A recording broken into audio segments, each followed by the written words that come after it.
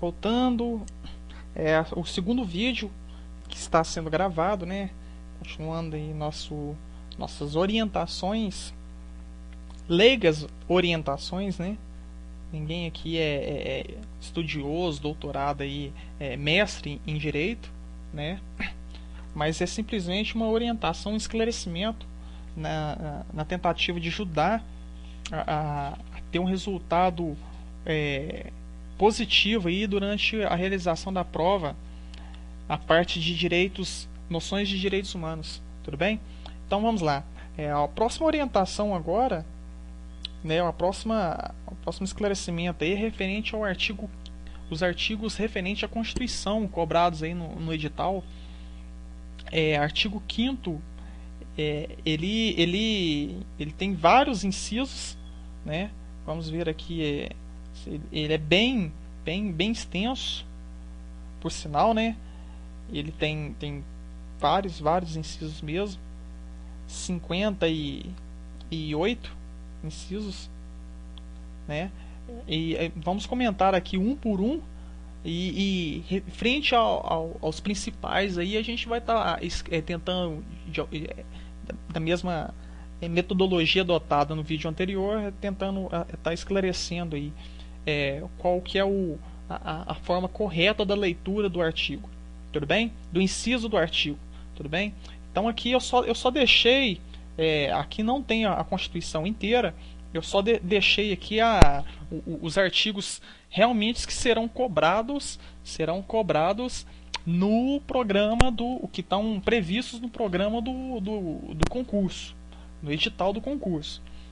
O interessante é que na oportunidade aí se sentir por necessidade, né, tá dando continuidade aí ao estudo aí da Constituição, das demais leis. Até no caso aí, a tortura a gente viu ela por completo, porque ela é realmente a menor lei que tem, né? Só que as demais leis aí, elas não são limitadas, algumas não são limitadas dentro dos artigos que são cobrados aí no programa do edital. Só que nossa intenção aqui é simplesmente focar nos artigos que estão previstos no programa do edital. Tudo bem? Então vamos aqui agora iniciar a conversa sobre a Constituição Federal, o artigo 5º da Constituição Federal. Constituição Federal, o artigo 5º da Constituição Federal, ele vem falando sobre os direitos e deveres individuais e os direitos e deveres coletivos. O que seriam esses direitos e deveres individuais e direitos e deveres coletivos, né? Na verdade, tudo se resume aos direitos e garantias fundamentais. Então, toda a Constituição, todas as leis, né? Todas as leis, elas vêm a princípio, elas têm que ter o fundamento delas prevista no artigo 5º da Constituição. Tudo bem? Então, por exemplo, assim, só voltando um pouco aí o exemplo, no caso da tortura no Brasil, tendo como a Carta Magna, né, a nossa lei maior, a Constituição Federal de 88, no Brasil é previsto o crime de tortura, ou melhor, é previsto a figura tortura. Pode torturar alguém no Brasil? Não pode. Por que não pode? Além de estar, a princípio, qual que é a raiz desse não poder torturar alguém? Sendo até uma ideia um pouco aí absurda. É porque no artigo 5º está escrito, está previsto que no Brasil não pode torturar. É inadmissível torturar, a figura da tortura no Brasil. Então, com base nessa previsão, é um direito fundamental, né? Um direito fundamental previsto no artigo 5º da Constituição, um direito individual, né? Ele tá inserido entre os direitos individuais. Além de ser um direito fundamental individual, ele foi regulamentado posteriormente, como a gente já viu em 97, né, pela lei de tortura, ele foi regulamentado, ou seja, ele tirou a Constituição, ela vinha apenas com um pedacinho ali falando não pode. A Constituição só veio falando assim, não pode. Pode torturar? Não pode. Só respondeu assim. Então, posteriormente, em 97, se criou, tirou essa ideia, não pode. Mas por que não pode? O que é tortura? Em que casos que incorrem pena de tortura?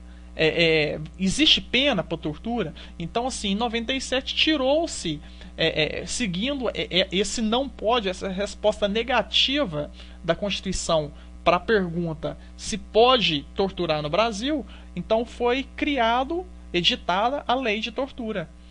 Sim, então com base nas garantias fundamentais previstas na Constituição. Então, a maioria das garantias fundamentais estão previstas no artigo 5º da Constituição, mas nem todas. Tudo bem? Então, durante aí entre todos os artigos, aí, o desenrolar do conteúdo previsto na Constituição,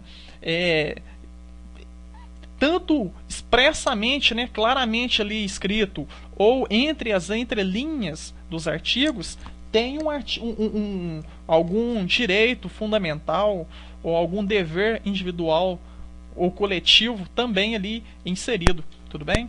Então, vamos iniciar a análise aqui do artigo 5º da Constituição. Ele inicia falando, todos são iguais perante a lei. Todos são iguais perante a lei, sem distinção. Todos são iguais perante a lei, sem distinção de qualquer natureza. Sem distinção de qualquer natureza. Garantindo-se aos brasileiros e aos estrangeiros residentes no país a inviolabilidade do direito à vida, à liberdade, à igualdade, à segurança e à propriedade. Então o artigo 5º vem dizendo o seguinte, que todos são iguais perante a lei. Esse todos é todos uma forma geral. Então, sendo homem, mulher, negro, branco, índio, rico, pobre, brasileiro ou estrangeiro, todo mundo, dentro dos limites do Brasil, são iguais em direitos e deveres.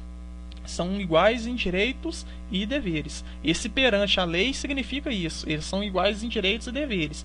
Então, ou seja, por exemplo, lá na Índia, vamos pegar um exemplo interessante na Índia. Na Índia, pelo que a gente vê na televisão, lá é previsto, a lei deles lá prevê que o homem pode estar casando com mais de uma mulher. Lá um homem pode estar casando com mais de uma mulher. Aqui no Brasil, se um indiano vir para cá, aqui no Brasil ele pode casar com mais de uma mulher? Não, ele não pode casar com mais de uma mulher. Por quê? Porque mesmo ele estrangeiro residente no país, ele no Brasil, ele tem que ser tratado de forma igual aos brasileiros. A mesma coisa que os brasileiros. Tudo bem? Porque senão senão fere o artigo 5º da Constituição. É a mesma coisa assim, vamos trabalhar aqui com outro exemplo um pouco mais absurdo. Vamos supor que lá nos Estados Unidos, é um país muito rico, então os americanos não pagam imposto. Os americanos lá, de forma alguma, eles pagam imposto. Aí o americano vem pro Brasil. Aí ele chega aqui, aí o auditor da Receita vai e cobra o imposto dele. Ele fala, ó, você tem que pagar seu imposto aí. A gente está aqui no Brasil, aqui, todo mundo tem que pagar imposto aqui. Aí ele pega e alega, fala, não, eu sou estrangeiro. Eu não sou brasileiro, não, eu sou estrangeiro. Mas, conforme o artigo 5º da Constituição, mesmo estrangeiro residente no país, esse residente não é só de morar, não. Ele estando no país, ele tem que seguir as regras do país. Tudo bem? Então, todos os brasileiros são iguais perante a lei, sem distinção nenhuma independente de ser americano, independente de ser igual no caso do indiano, o exemplo do indiano que eu dei, né? Distinção de qualquer natureza. Ele fala, não, eu sou indiano, a minha cultura ela permite, a minha religião permite. Todo mundo alega isso, né? Não, a minha religião permite que eu case com mais de uma mulher. Eu posso ter mais de uma mulher. Mas todo mundo, o início do artigo 5º veda isso. Todo mundo é igual perante a lei, sem distinção nenhuma, sem diferenciação nenhuma de ninguém. Então, tanto brasileiros, que a gente chama de brasileiros natos, né, que são os nascidos no Brasil, quanto os estrangeiros no Brasil. Então, o estrangeiro que veio morar no Brasil, ou o estrangeiro que veio aqui turista, ele sim, ele está sujeito à legislação, ele está sim sujeito à legislação brasileira. A legislação brasileira. Não sei se vocês lembram, mas em um dos exemplos do crime de tortura, eu até cheguei a comentar que mesmo um brasileiro no estrangeiro, ele sendo torturado por uma autoridade fora do país brasileiro, do Brasil, essa autoridade, ou essa pessoa que torturou, ele está sim sujeito ao crime de tortura do Brasil. Por quê? Porque é brasileiro. A tortura foi cometida contra um brasileiro. Tudo bem? Então, todos são iguais perante a lei, ele se resume nisso aí. Todos de uma forma geral. Generaliza todo mundo. Então, está dentro do território brasileiro, ele tem que agir, sendo brasileiro ou não, sendo homossexual, sendo evangélico, qualquer pessoa, ele estando no Brasil, ele tem que respeitar a legislação brasileira. Bem, então continuando, né, dando continuidade aqui ao artigo 5º, vamos passar aqui pro inciso 1º. Voltando aqui, estava esquecendo de concluir aqui a ideia do artigo 5º, né? É assegurado, então, às pessoas residentes no Brasil, né, a inviolabilidade do direito à vida, né? Todo mundo tem direito à proteção à vida, à liberdade, à igualdade perante a lei, né? E a segurança e a propriedade. Então, essa diferenciação às vezes até imaginada no país não existe. Tudo bem? Então vamos dar continuidade aqui. Inciso 1º. Inciso 1º diz: homens e mulheres são iguais em direitos e obrigações nos termos dessa Constituição. Quando você deparar assim, às vezes, nos termos da lei ou nos termos dessa Constituição, é pelo seguinte, igual aqui, o inciso fala: homens iguais são iguais em direitos e obrigações. Só que a gente conhece, até vai ser comentada, que existe uma lei que protege a mulher, que é a Lei Maria da Penha. E não existe uma Lei Maria da Penha para o homem. Então, às vezes, a pessoa fala: não, mas então a Constituição fala que homens iguais são direitos, homens e mulheres são iguais em direitos e obrigações. Só que quando no finalzinho aqui desse inciso vem escrito aqui: nos termos desta Constituição. Ou seja, eles são iguais conforme as suas diferenças. Então, por exemplo, direito à liberdade. Um homem igual, a liberdade é igual tanto para homem quanto para mulher. Se um homem cometer um crime, a mulher cometeu o crime, os dois vão presos do mesmo jeito. Só que tem as diferenças. Cada um tem as suas diferenças, né? Então, no caso por exemplo, assim, de um trabalho, um trabalho braçal aí, pela a resistência do homem, mesmo que a gente sabe que tem mulher aí que aguenta mais que um homem, só que pela a resistência do homem, né? Por natureza, o homem, em tese, pelo menos em tese, resiste mais que a mulher. Então, até em decorrência disso aí, a mulher é o tal chamado sexo frágil, né? Então, assim, todos são iguais, sim, em direitos e obrigações. Só que cada um no seu caso. Cada um no seu caso. Às vezes, esses casos, eles não se diferenciam. Só que a própria Constituição, quando ela veio e dispôs lá nos termos dessa Constituição, a própria Constituição ela previu os casos que homens e mulheres podem ser tratados de forma diferente. Exemplo disso é a edição da Lei Maria da Penha, que veio a proteger os direitos das mulheres. Ninguém será obrigado a fazer ou deixar de fazer alguma coisa senão em virtude de lei. Ninguém será obrigado a fazer ou deixar de fazer alguma coisa, senão em virtude de lei. Ou seja, o que está previsto aqui é o seguinte, que ninguém é obrigado a fazer alguma coisa, que não estiver previsto em lei. Ninguém é obrigado a fazer alguma coisa que não estiver previsto em lei. Então, se a gente paga imposto, por que a gente paga imposto? Porque essa atitude é prevista em lei. Tudo bem? Então, se a gente paga imposto é porque é previsto em lei. Se a gente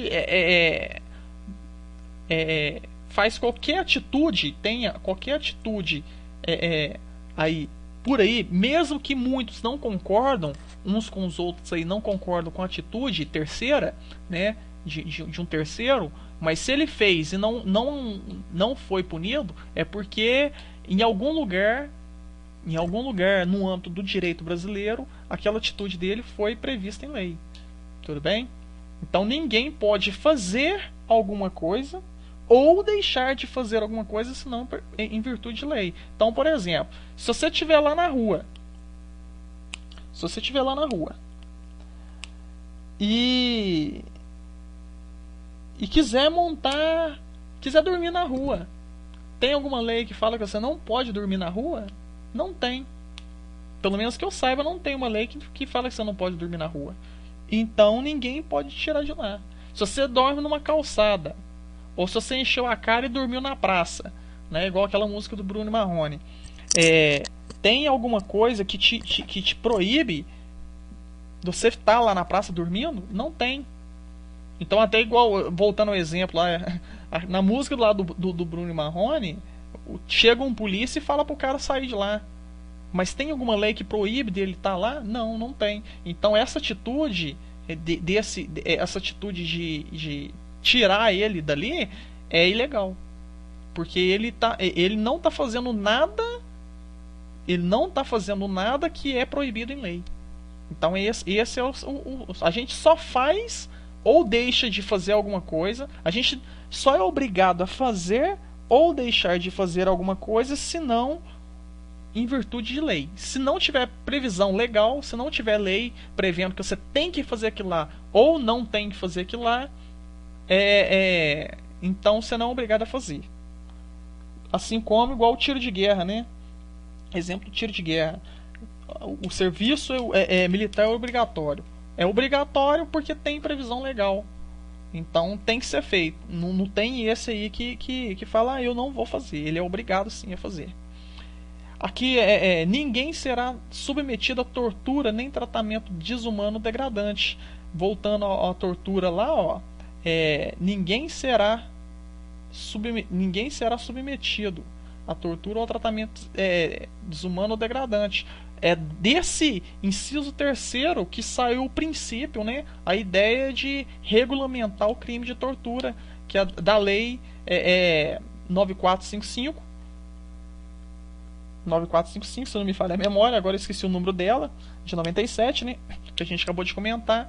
A ideia da regulamentação do crime de tortura, voltando ao que eu tinha falado, que o inciso 3º do artigo 5º prevê que no Brasil ninguém será submetido a crime de tortura. É livre a manifestação do pensamento. Todo mundo pode falar o que quiser no Brasil, sendo vedado o anonimato. Esse sendo vedado o anonimato, ele vem... o inciso 4º vem dizendo: é livre a manifestação do pensamento. Todo mundo pode falar o que quiser. Todo mundo pode manifestar o seu pensamento. Só que é proibido essa manifestação de forma anônima. De forma anônima. Por quê? Porque no próprio inciso 5º, que é o próximo aqui, ele vem prevendo que é assegurado o direito de resposta proporcional ao agravo, além também da indenização por dano material, moral ou à imagem. Então, por exemplo, às vezes as pessoas se confundem nisso aqui. É livre a manifestação do pensamento. Você pode falar o que você quer? Pode. Só que você tem que falar. Você tem que assumir que foi você que falou. Se alguém te perguntar, ou se houver um questionamento, você tem que falar: não, foi eu que falei. Por quê? Porque, dando sequência aí, a Constituição também prevê que é assegurado também um direito de resposta. Então, se, por exemplo, você falou mal de alguém, esse alguém tem direito a manifestar a resposta dele. E como que ele vai exercer esse direito dele se alguém falou mal dele anonimamente? Entendeu? Então, por isso que você pode manifestar, é livre sim a manifestação do pensamento. Só que você não pode suprimir o direito dessa outra pessoa de responder de forma proporcional a sua manifestação do pensamento. Além disso, do direito de resposta dele, conforme a sua manifestação do seu pensamento, ele ainda pode também entrar pedindo indenização por dano moral, material ou à imagem contra você. Então, por isso que é sim importantíssimo que é previsto, na verdade, né, na Constituição, que você pode sim manifestar seu pensamento na hora que você quiser, da forma que você quiser. Só que você tem que assumir que lá foi você que falou. Porque se essa pessoa, o terceiro, se alguém se sentir prejudicado pelo que você falou, ele tem direito de manifestar também em contrário ao que você falou, e além do mais, ele tem direito à indenização. Até um outro dia aí eu vi na televisão um rapper, né? Um rapper, e esses músicos são a característica deles eles gostam de ser polêmicos, né? Teve um rapper que fez uma música falando mal dos políticos lá em Brasília. Falando mal dos políticos em Brasília. Ele falou falou que ele pensava, não, que eles roubam e tudo mais, e citou nomes. Então, entre esses políticos que ele falou mal, um se sentiu ofendido. Então, assim, mesmo que todo mundo saiba que às vezes lá em Brasília tem alguns políticos que não mereciam estar lá, que realmente eles roubam, e que a música desse rapper, ele na verdade não falou nada de errado, nada de mentira, né? Alguém lá se sentiu ofendido. Então, até em decorrência dessa ofensa, desse rapaz que se sentiu ofendido, esse político que se sentiu ofendido lá, ele entrou sim, passou na televisão e ele entrou com uma ação de indenização por danos morais, material, contra a imagem dele, causada em decorrência da música que o rapper criou. Tudo bem? Então aqui continuando também aqui, é inviolável a liberdade de consciência e de crença, ou seja, cada um no Brasil, cada um pode acreditar no que quiser, pensar no que quiser, sendo assegurado o livre exercício dos cultos religiosos e a sua garantia, a proteção locais de cultos e suas liturgias. Então, por exemplo, assim, no Brasil, o satanismo é permitido? No Brasil, o satanismo é permitido? mesmo que a gente, a princípio, essa ideia te cause, às vezes, um pouco de receio em boa parte das pessoas, o satanismo no Brasil sim é permitido, assim, porque é uma forma de religião. Então, é inviolável o direito da pessoa acreditar no que ele quiser. Então, se tem gente que acredita em Deus, em Jesus Cristo, que são os cristãos, né? No caso do o islamismo, que acredita em Maomé, os orientais lá acreditam em Buda. Existem pessoas também que têm a crença no satanismo, que é o demônio. E isso no Brasil é inviolável. A pessoa tem direito sim de ter essa crença, porque é inviolável a liberdade dele de consciência e de crença. Ele pode sim acreditar no que ele quiser. Tudo bem? E assim como exercer os cultos religiosos dele, e ele também tem, como todos, tem a proteção aos locais de culto e suas liturgias. As igrejas, os templos, por aí, os salões aí, no caso dos Jeovás, né? Isso aí é um local inviolável, é um local protegido por lei. Tudo bem? Ninguém pode degradar ou tentar de alguma forma aí prejudicar, não. E assegurados também aqui nos termos, aqui ó, mais uma, ó, nos termos da lei, a prestação de assistência religiosa nas entidades civis de internação coletiva. O que seriam essas entidades civis de internação coletiva ou militares? Nada mais é que são as cadeias. Então, nos termos da lei, a prestação de assistência religiosa nas entidades civis e militares de internação coletiva, nos termos da lei, é assegurada. Então, o que vem dizendo aqui? Assistência religiosa. Às vezes um padre ou um satanista ou um evangélico que quiser ir numa cadeia,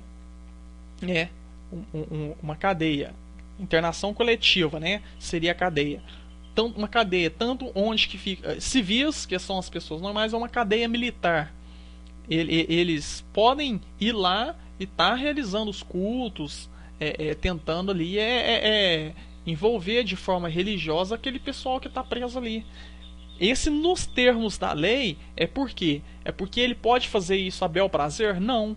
Nos termos da lei significa sempre que aparecer esse pedaço, né, em algum inciso, nos termos dessa Constituição, nos termos da lei, significa que é limitado aquilo ali. Ele pode fazer? Pode. Só que de qualquer jeito? Não. Existe uma lei. Esse nos termos da lei é uma previsão da existência de uma lei que vai regulamentar como ele vai fazer isso. Por exemplo, nesses casos aqui, a prestação de assistência religiosa nas entidades civis de internação coletiva. Um padre pode ir lá 4 horas da manhã e falar: não, eu vim aqui rezar porque na Constituição está previsto que a gente pode vir aqui e rezar com os presos. Não.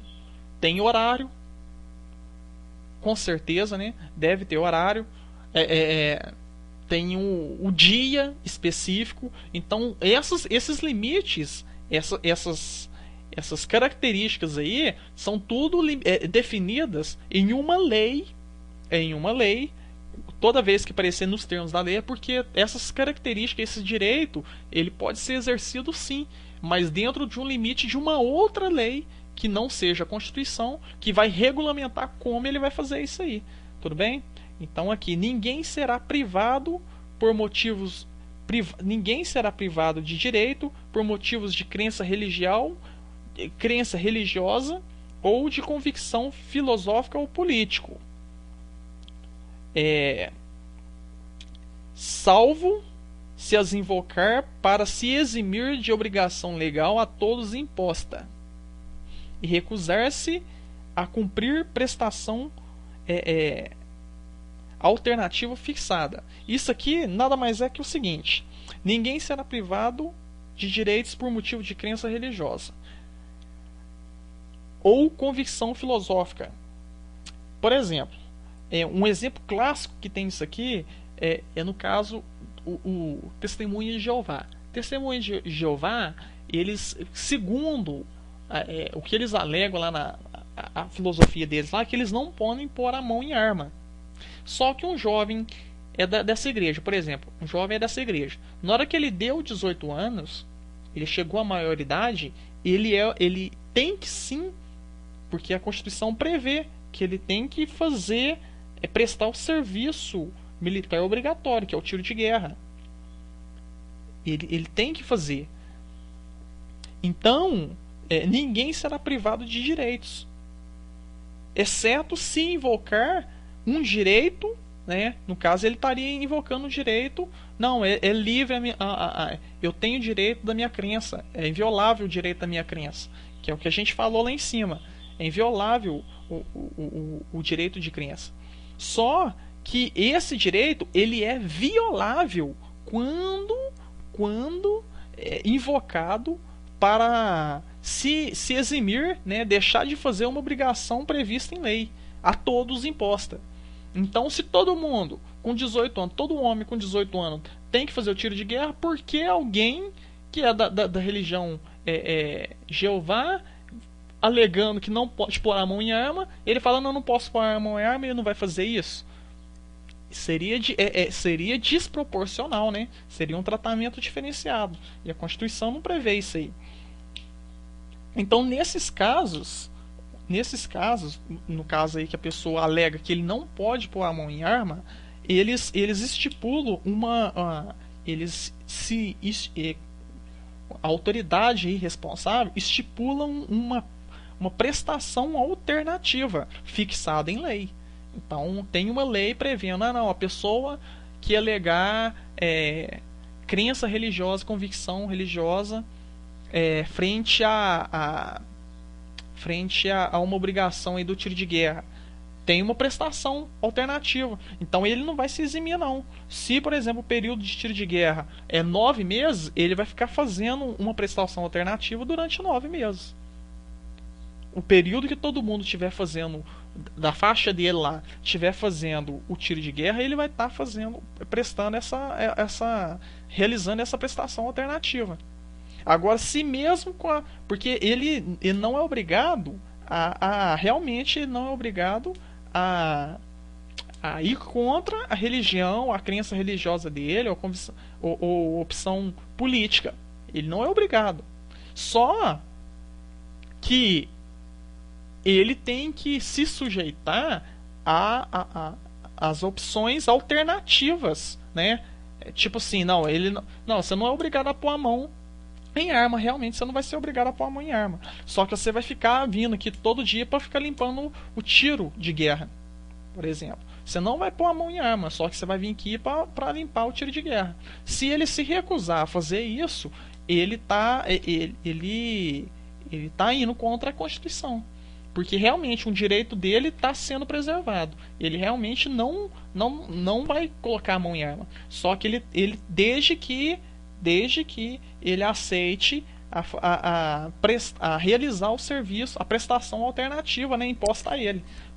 Logicamente é fixada em lei. Tudo bem?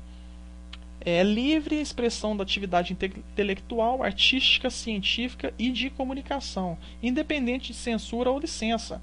Então, esses artistas, né? O artista ele não precisa de uma licença, de algum órgão, alguma coisa assim, para estar manifestando a arte dele. Um artista de rua, um cantor, por exemplo, né? Artista de rua, não só um pintor, não, mas um cantor. Se um cantor quiser colocar uma caixinha de som, a pilha, né? Porque se ele utilizar energia, ele vai ter que pagar a energia.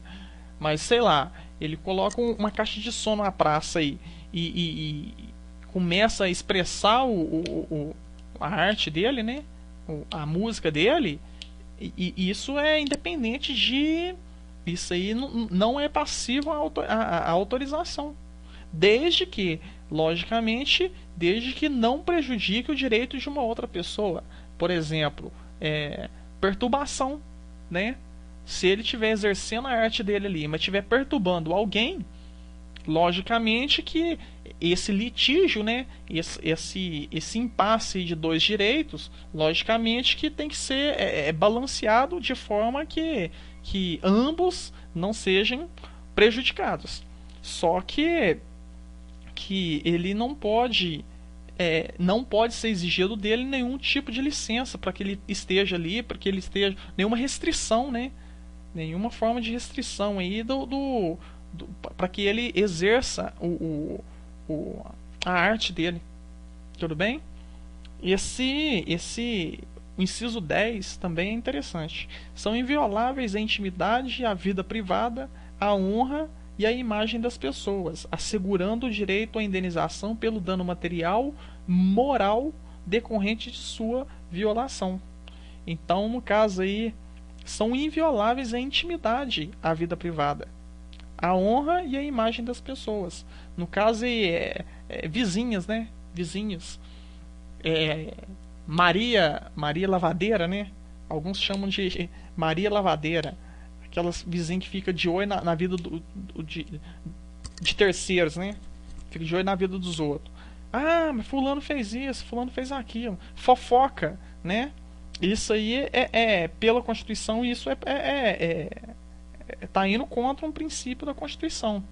Ou seja, se alguém fofocar, no caso, né, se vier a falar alguma coisa denegrindo a honra ou a imagem de uma outra pessoa referente à vida íntima, né, essa pessoa que se sentiu ofendida, ele tem o direito de pedir indenização por dano material, no caso se for material, ou dano moral, né, decorrente à violação.